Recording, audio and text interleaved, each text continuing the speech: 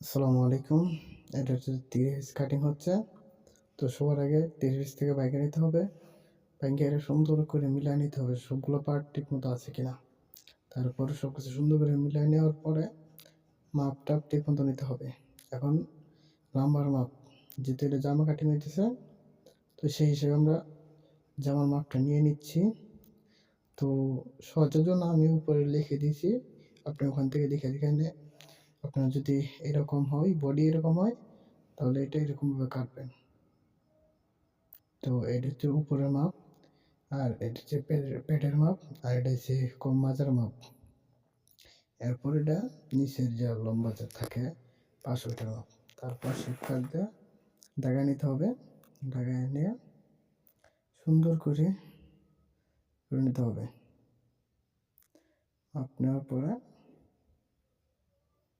এখন হচ্ছে কাটিং।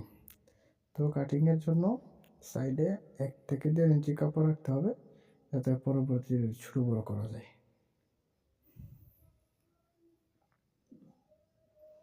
এরপর 2টা সাগান দিতে হবে, একটা নিচের সাগান আর একটা যে পেটের এখানে সাগান। সাগানটা